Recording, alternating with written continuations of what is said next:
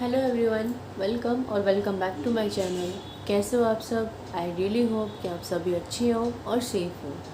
हम कर रहे थे BA/BSc 6 सैम का maths real and complex analysis, जिसमें मैंने आपको 2 चैप्टर नंबर 1 एंड 2 करवा दिए हैं।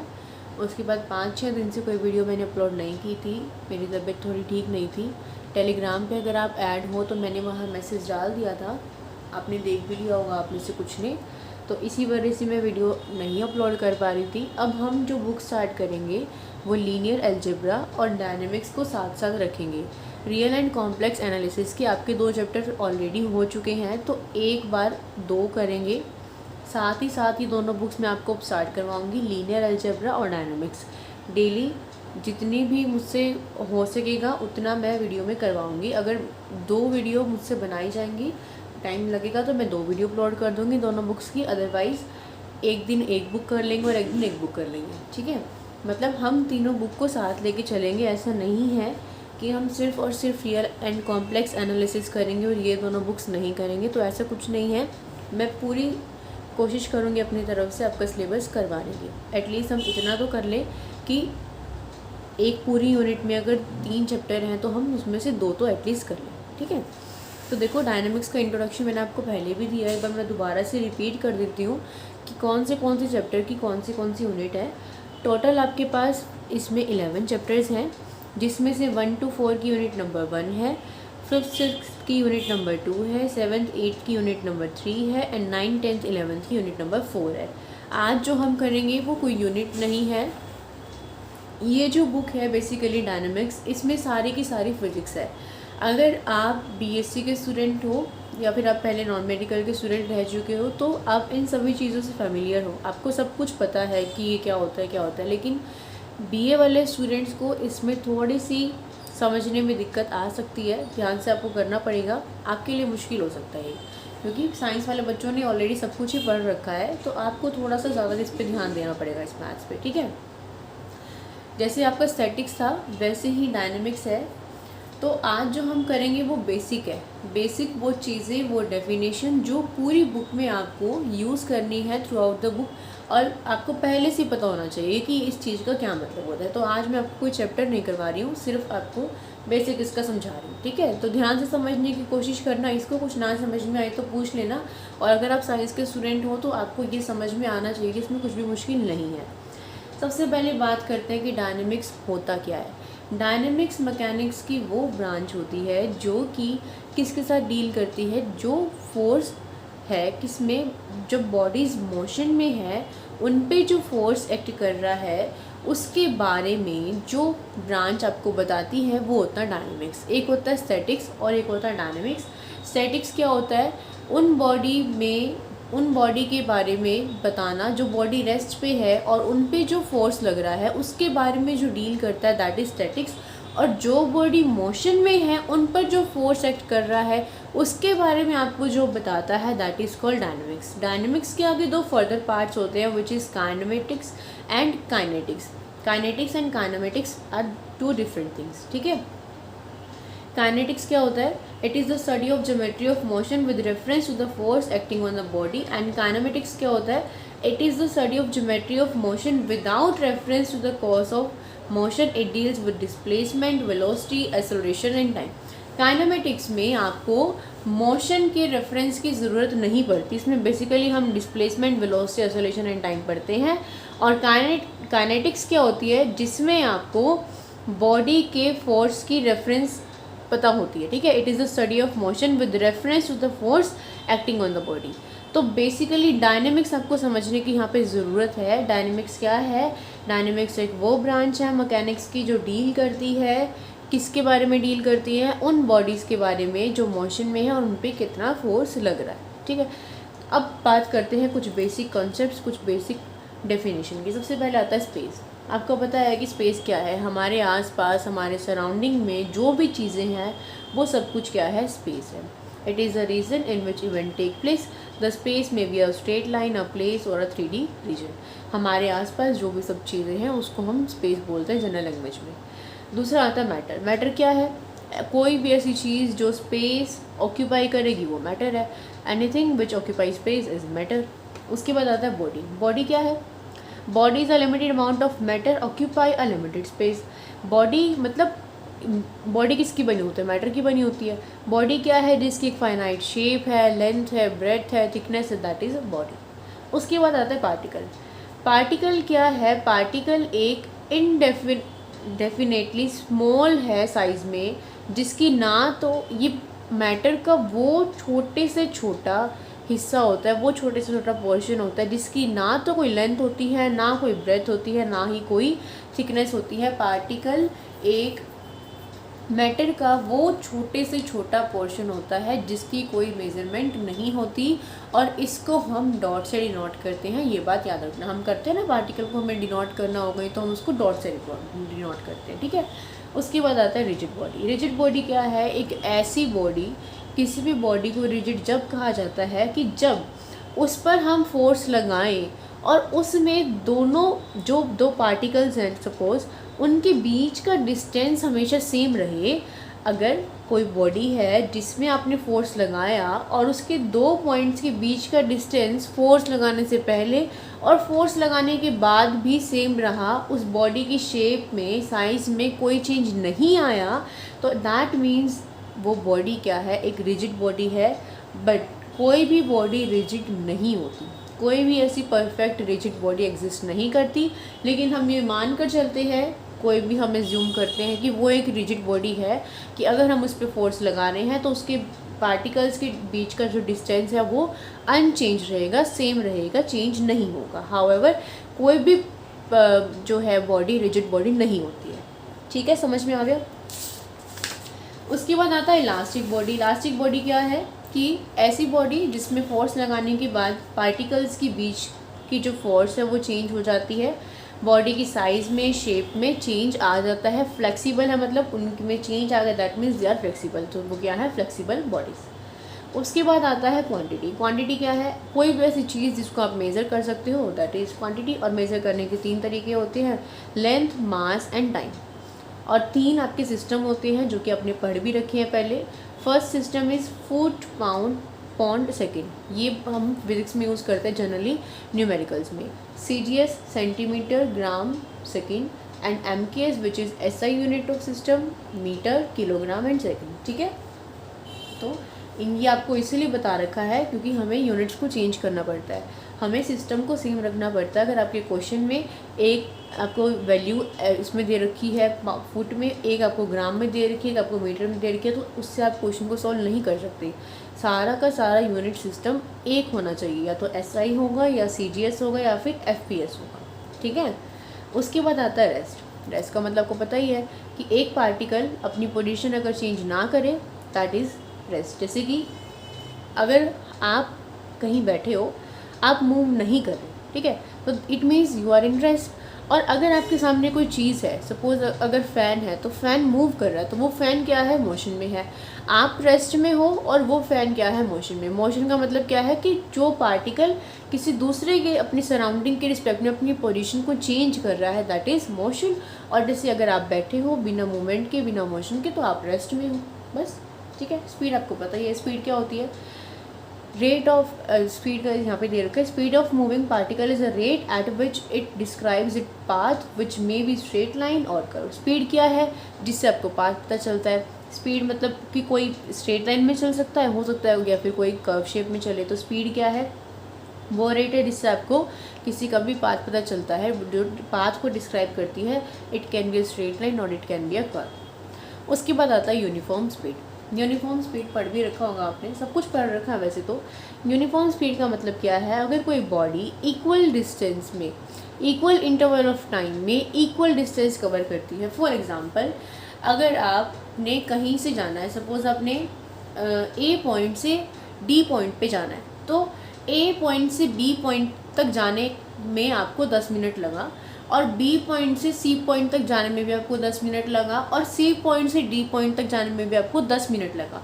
तो यहाँ पे जो टाइम इंटरवल है वो 10 मिनट है, सेम है, ठीक है। मैं क्या कह रही हूँ कि A point, B point, C point, D point, आपने A पॉइंट से D पॉइंट जाना है, तो आपने क्या किया? A पॉइंट से B पॉइंट गए, B पॉइंट से C गए, C से D गए।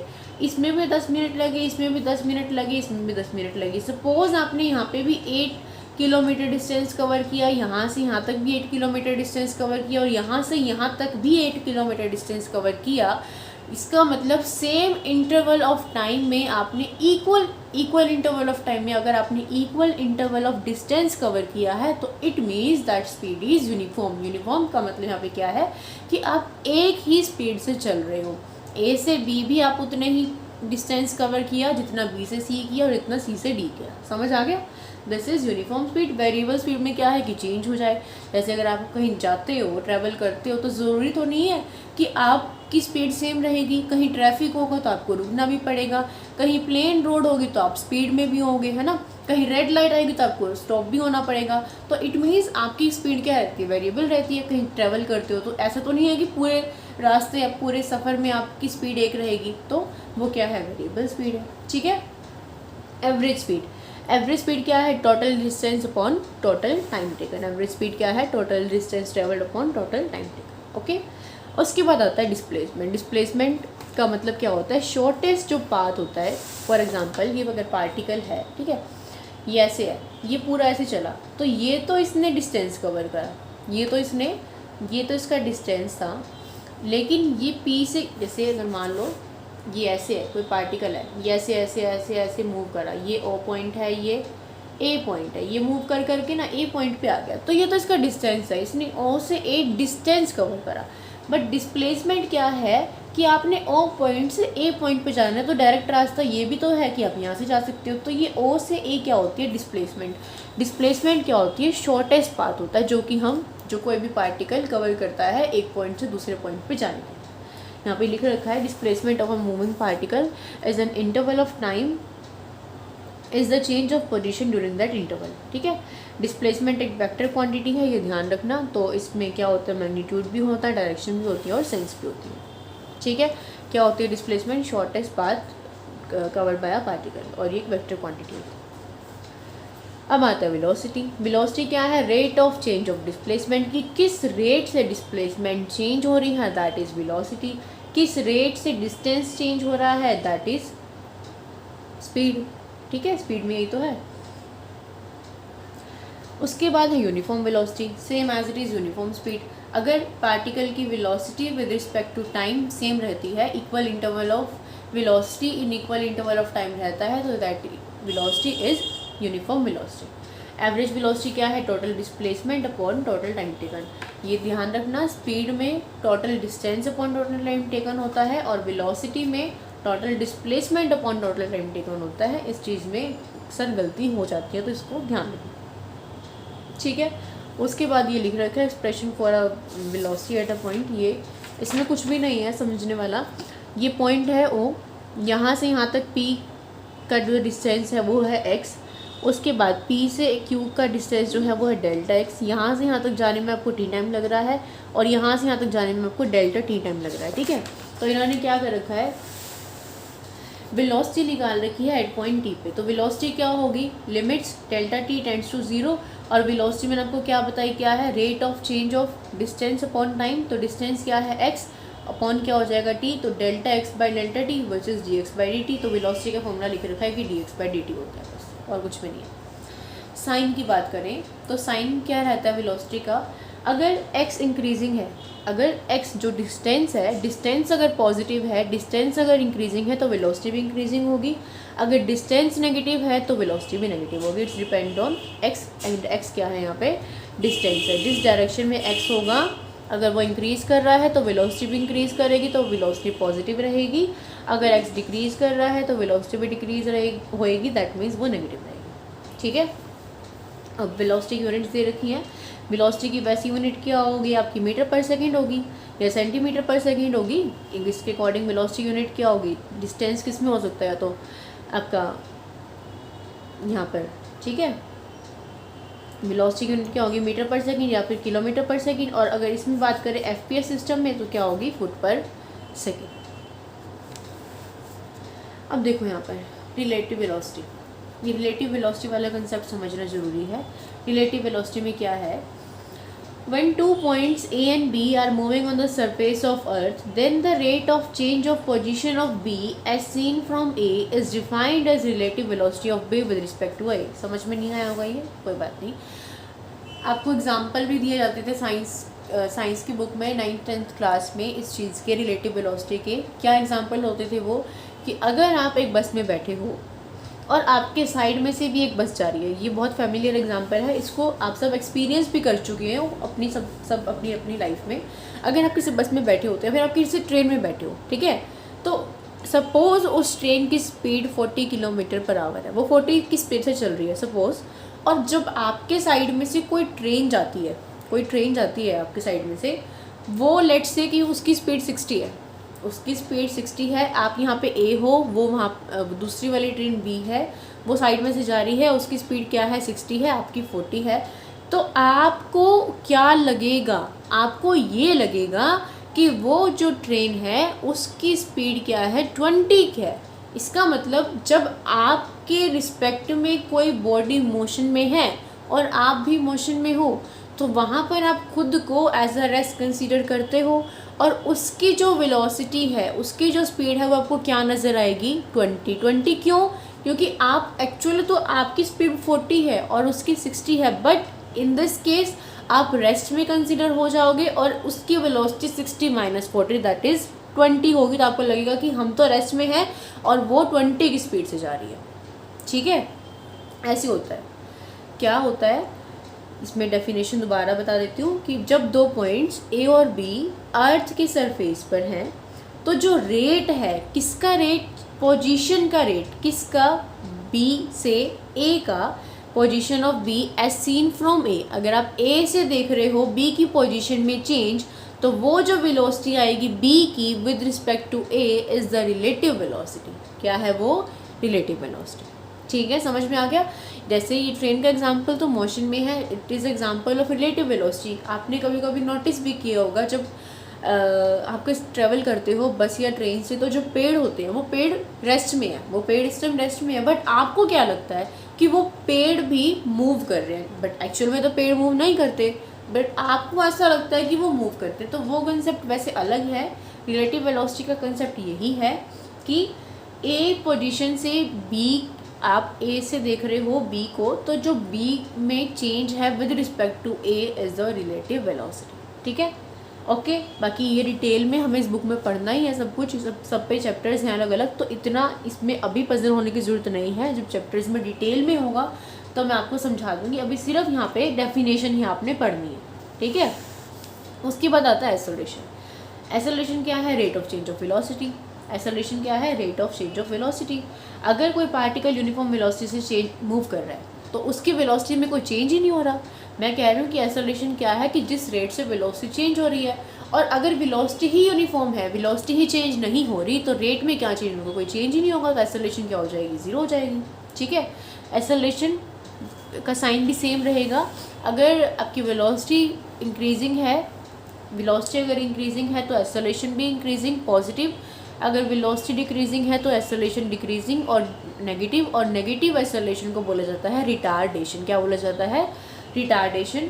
अब तक फिजिक्स में हम एक्सेलरेशन को A से डिनोट करते आए हैं. फिजिक्स में अब तक हम एक्सेलरेशन को A से डिनोट करते आए हैं, बट इन डायनामिक्स, इस मैथ में आपको एक्सेलरेशन को F से डिनोट करना है. तो ये आदत डाल लेना, A को अब आपने F लिखना है. ठीक है, समझ आ गया. उसके बाद वही सेम बात, इसकी यूनिट्स क्या बनेंगी, सेंटीमीटर पर सेकंड स्क्वायर, फुट पर सेंटीमीटर स्क्वायर और मीटर पर सेकंड स्क्वायर. फुट पर सेकंड स्क्वायर, सेंटीमीटर पर सेकंड स्क्वायर और मीटर पर सेकंड स्क्वायर. जो आपकी वेलोसिटी की यूनिट्स थी वो सेम है, बस यहाँ पर स्क्वायर हो जाएगा क्योंकि ये क्या है, एक्सेलरेशन है. ठीक है, समझ में आ गया इतना. उसके बाद है ये कन्वर्जन फॉर्मूला, इसको ध्यान रखना. अगर आपको MPH में दे रखा हो और उसको फुट पर सेकंड में कन्वर्ट करना हो, तो देखो ये रहा कि वेलोसिटी अगर आपको किलोमीटर पर आवर में दे रखी है, तो उसको, ये फॉर्मूला ध्यान रखना हमेशा. अगर किलोमीटर पर आवर में दे रखी है आपको वेलोसिटी और उसको आपको मीटर पर सेकंड में कन्वर्ट करना है, तो क्या करो, सीधा 5/18 से मल्टीप्लाई कर दो. ये फॉर्मूला आपने पहले भी यूज़ कर रखा होगा. ठीक है, ये दे रखा. माइल्स पर आवर को अगर आपने फुट पर सेकंड में कन्वर्ट करना है, तो वेलोसिटी को 22/15 से मल्टीप्लाई कर दो. फुट पर सेकंड को माइल्स पर आवर में करना है तो 15/22 से मल्टीप्लाई कर दो। इन फॉर्मूलाज को ज़रूर से ज़रूर नोट करना है आपने, क्योंकि ये न्यूमेरिकल्स में बहुत यूज़ होने वाले हैं क्वेश्चंस में। ठीक है, क्लियर है। ये इसके साथ साथ लिखते रहना, अलग से नोटबुक लगा लो अपनी, जो पॉइंट्स हैं, क्योंकि ये मैथ आपके लिए नया है, अब ये वालों के लिए तो बहुत ही नया है, ऐसे समझ में नहीं आएगा एकदम से। जो पॉइंट्स है सबको साथ साथ नोट करते रहो, जितना जितना आपको एक दिन में करवाया जा रहा है, चाहे मैं करवा रही हूँ फिर आपके कॉलेज में हो रहा है, तो जहाँ पर भी आपको समझ में आता है अच्छे से, वहाँ पर भी उन पॉइंट्स को बस नोट करते रहो। आपको पढ़ाई से मतलब है, चाहे आप कॉलेज से पढ़ो या फिर आप यूट्यूब से पढ़ो, ठीक है। तो जहाँ से भी आप पढ़ते हो अच्छे से क्या करो, अपनी डायनामिक्स के अलग से नोटबुक लगा लो और इनको नोट करते रहो, क्योंकि कोई आपको चाहे कितना भी अच्छा से पढ़ा ले, जब तक आप खुद से सेल्फ स्टडी नहीं करोगे, लिख के नहीं देखोगे, प्रैक्टिस नहीं करोगे, पेन कॉपी का यूज़ नहीं करोगे, आपको कुछ भी समझ में नहीं आएगा। ठीक है, क्लियर है। अब देखो, साइंस में हम पढ़ा करते थे, हमारे पास 3 इक्वेशन होती थी। क्या थी? एस, हम जो पढ़ते थे वो ये होती थी, S = UT + AT, S = UT + ½ AT² और V² - U² = 2S। ये आपके पास इक्वेशन ऑफ मोशन हुआ करती थी 3। तो मैथ्स में क्या है, A की जगह बस F है। इसके डेरिवेशन करने की आपको कोई ज़रूरत नहीं है, V = UT + AT का इसमें डेरिवेशन करने की कोई ज़रूरत नहीं है। बस ध्यान रखना है सभी ने कि इक्वेशन ऑफ मोशन 3 होती है, V = U + FT, S = UT + ½ FT², V² = U² + UFS। वो तो इस वैल्यू को यहाँ रख रखे और इसको वहाँ लिख दिए हुए हैं। तो जो साइंस वाले हैं वो क्या करें, ये इक्वेशंस आपको लर्न है ही ऑलरेडी, यहाँ पर बस A से F में चेंज है, और जो BA वाले हैं वो डायरेक्ट इनको ही लर्न कर लें। ठीक है, क्लियर है। ये क्या है आपकी इक्वेशन ऑफ मोशन। उसके बाद डिस्टेंस ट्रेवल्ड इन, अगर nth सेकंड में डिस्टेंस ट्रेवल निकालना है तो उसका फॉर्मूला दे रखा है, क्या होगा, U + ½ F(2n - 1)। जैसे कि ये आपको न्यूमेरिकल में समझाएंगे, ठीक है, अभी इसको रहने दो। ये देखो, उसके बाद acceleration due to gravity, small g आप पढ़ा करते थे, जिसकी वैल्यू क्या हुआ करती थी, 9.8 मीटर/सेकंड²। तो उसकी वैल्यू यहाँ पे आपको दे रखी है। अगर इसमें करना है तो 32 फीट/सेकंड²। CGS में कितनी है, 9.8 मीटर/सेकंड, MKS में 9.8 मीटर/सेकंड², CGS में सेंटीमीटर में 981 सेंटीमीटर/सेकंड², और इसमें FPS में 32 फीट/सेकंड²। इसको ज़रूर से ज़रूर नोट कर लेना, क्योंकि स्मॉल g की वैल्यू का क्वेश्चन में बहुत यूज़ होगा। और अगर आपका क्वेश्चन FPS सिस्टम में है तो वहाँ पर आप 9.8 तो यूज़ कर नहीं सकते, वहाँ पे आपको यही यूज़ करनी पड़ेगी। साइंस में जनरली अब तक हम स्मॉल g की वैल्यू 9.8 मीटर/सेकंड² ही यूज़ करते आए हैं। ये भी बहुत रेयर यूज़ होती है, बट अब आपको ये तीनों वैल्यूज़ लर्न होनी चाहिए। ठीक है, जो स्मॉल a होता है, स्मॉल g होता है, उसको हम बोलते हैं एक्सेलरेशन ड्यू टू ग्रेविटी, उसका सिंबल होता है स्मॉल g, ये उसकी वैल्यू है। समझ में आ गया। उसके बाद इसमें क्या दे रखा है, कुछ इसमें करने की ज़रूरत नहीं है। अगर पार्टिकल को आप नीचे फेंकते हो तो इसमें बस ये दे रखा है कि उसमें क्या होगी, एक्सेलरेशन होगी। अगर पार्टिकल को नीचे डाला है तो पॉजिटिव डायरेक्शन में जा रहा है, it means rate of change of velocity positive है, तो एक्सेलरेशन होगी। बट अगर आप पार्टिकल को नीचे से ऊपर भेज रहे हो तो उसकी डायरेक्शन अपोजिट होगी, नेगेटिव होगी, तो वहाँ पर रिटार्डेशन होगी। ठीक है, तो ये था आपका बेसिक सा कंसेप्ट, जो कि आपको पता होना बहुत ज़रूरी है डायनामिक्स की बुक को समझने के लिए। उसके बाद आपको chapter number 1 motion along a plane curve start हो जाता है, जो कि हम करेंगे नेक्स्ट लेक्चर में। लेकिन उससे पहले आपको ये ज़रूर पता होना चाहिए। देखने में तो ये छोटा सा लग रहा है कि कुछ भी नहीं है, स्पेस, मास, बॉडी, मैटर सब पता है, बट ये बहुत ज़रूरी चीज़ें हैं। बेसिक नहीं पता होगा तो चैप्टर समझ में नहीं आएंगे। जिसको पता है बहुत अच्छी बात है, फिर भी एक बार पढ़ लेना, और जिसको नहीं आता तो वो अभी से अपना पढ़ना शुरू कर दो इस वाली बुक के लिए। ठीक है, पहले तो मुझे लीनियर अलजेब्रा की ही वीडियो अपलोड करनी थी, बट मैं कर ही नहीं पाई। अब मैं बहुत जल्दी कोशिश करूँगी वीडियो अपलोड करने की। ठीक है, इस वीडियो के लिए इतना ही रखते हैं। आई होप कि आपको ये जो भी बेसिक मैंने समझाया है समझ में आ गया हो। कुछ ना समझ में आया हो, कोई डाउट हो तो आप मुझसे पूछ सकते हो। टेलीग्राम चैनल पे ज़रूर कनेक्ट हो जाओ, ताकि आपको कोई भी इन्फॉर्मेशन हो तो मैं वहाँ पे आपको बता सकूँ। आपको नोट्स, PDF जो मुझे कुछ प्रोवाइड करना हो तो वहाँ पे मैं इजीली कर सकती हूँ। ठीक है, मिलेंगे फिर नेक्स्ट वीडियो में, तब तक के लिए bye bye, take care, keep watching, keep studying.